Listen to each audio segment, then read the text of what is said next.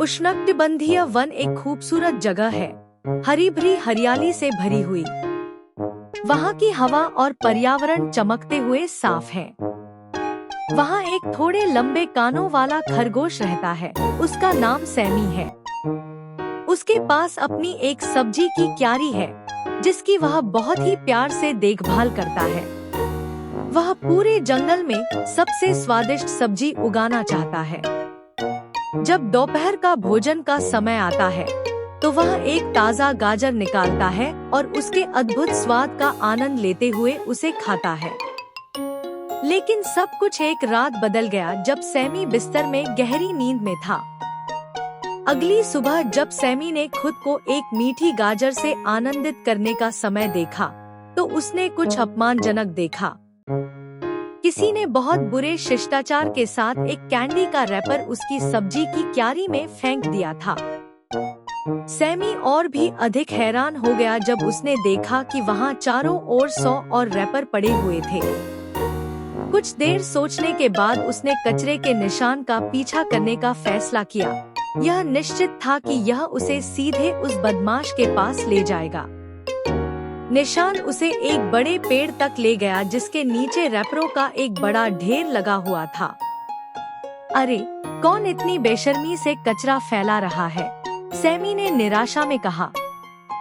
खरगोश ने ऊपर देखा और जवाब उसके सिर के ठीक ऊपर था। बड़े पेड़ की एक शाखा पर एक बदतमीज बंदर बैठा था। बंदर कैंडी खा रहा था और बिना किसी परवाह के रैपर जमीन पर फेंक रहा था।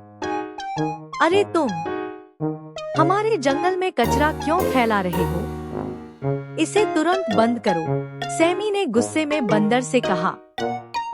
पकड़े जाने पर बंदर डर गया।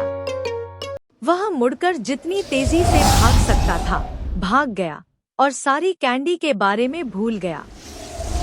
बंदर पेड़ों के बीच इतनी कुशलता से कूदा कि खरगोश उसे पकड़ नहीं सका। लेकिन डर से काफी बहका हुआ होने के बावजूद बंदर कुछ ही देर बाद अपने नियंत्रण खो बैठा और धीरे धीरे नीचे की ओर सिरफले गिरा, जब तक कि वह बेल पत्तियों और शाखाओं के जंगल में फंस न गया।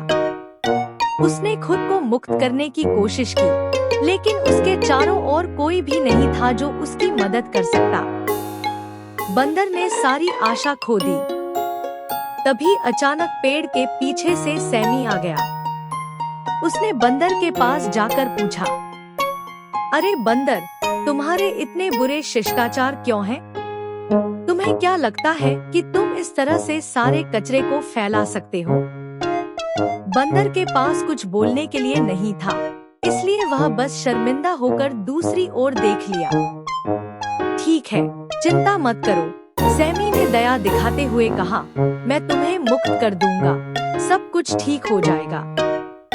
उसने बंदर को जमीन पर उतारने में मदद की और पूछा, अब क्या तुम इतने दयालु हो सकते हो कि अपने आप सफाई करो? बंदर को कितनी शर्मिंदगी महसूस हुई। उसने कोई शब्द नहीं कहा और काम में लग गया।